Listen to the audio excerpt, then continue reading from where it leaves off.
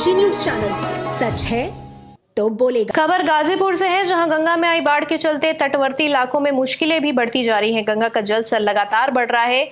1 centimetre प्रति घंटे की रफ्तार से गंगा बढ़ रही है। वहीं गाजीपुर में केंद्रीय जल आयोग के मुताबिक वर्तमान में गंगा का जल स्तर 61.990 रिकॉर्ड किया गया, जो सामान्य जल स्तर से 59.906 मीटर से काफी ऊपर है। हालांकि राहत की बात यह है कि अभी गंगा का जल स्तर खतरे के निशान से करीब 1 मीटर नीचे बह रहा है। बता दें कि गाजीपुर में गंगा के जल स्तर को लेकर खतरे का निशान 63.105 मीटर पर है, लेकिन गंगा में आई इस बाढ़ के चलते जिले की सदर, सैदपुर, जवानिया और मोहम्मदाबाद तहसीलों के तटवर्ती इलाके प्रभावित होने शुरू हो गए हैं। वहीं तटवर्ती इलाकों में बाढ़ का पानी घुसना शुरू हो गया है, जबकि किसानों के सैकड़ों बीघा खेत और फसल बाढ़ में डूब चुके हैं। फिलहाल बाढ़ को लेकर जिला प्रशासन अलर्ट मोड पर है और बाढ़ के मद्देनजर राहत एवं बचाव कार्य को लेकर सभी जरूरी इंतजाम का दावा कर रहा है।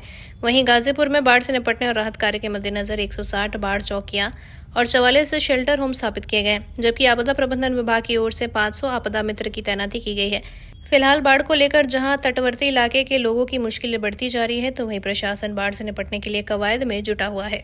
देखिए, गंगा जी का जल स्तर बढ़ने की सूचना काफ़ी दिन से प्राप्त हो रही थी और हमारे यहाँ जो मिनिमम जल स्तर, जो निम्न जल स्तर, जो चेतावनी बिंदु कहते हैं, वो 62.1 मीटर है। वो आज सुबह तक भी उसके नीचे ही थी और पहाड़ों पे बारिश का असर हम लोगों के यहाँ पे गंगा जी में जल स्तर बढ़ाने में दिखता है। तो आज जो सूचना जो प्राप्त हुई है कि अब वो जो पहले 2 सेंटीमीटर प्रति घंटे की रफ्तार से जो बढ़ रहा था, वो अब कम हो गया है उसका प्रकोप। और कुछ दिन में शायद से अगर और बारिश नहीं होती है तो डिक्रीजिंग ट्रेंड पे भी जा सकता है। हम लोगों ने पूरे जनपद में जो हमारे प्रभावित होते हैं जो ग्राम, उसमें लगभग हम लोगों ने 150 के करीब बाढ़ चौकियाँ और 160 बाढ़ चौकियाँ, 44 बाढ़ शरणालय और बाढ़ राहत केंद्र 35 हम लोगों के ऑलरेडी बने हुए हैं, जिनको हम समय अंतर्गत एक्टिवेट कर देते हैं। इसके अलावा हम लोगों ने आपदा मित्र भी चिन्हांकित किए हैं। लगभग 500 के करीब आपदा मित्र हैं जो ग्रामीण क्षेत्रों में, उनको हम लोगों ने ट्रेनिंग भी दी है। टेंडर्स की प्रक्रिया पूरी भी हो चुकी है हम लोगों के यहाँ पे, और अगर कोई भी इस प्रकार की स्थिति आती है, जैसे जलमग्न होने की स्थिति कहीं आती है आबादी के क्षेत्रों में, तो उनको राहत सामग्री का वितरण भी हम लोग सुनिश्चित कराएंगे।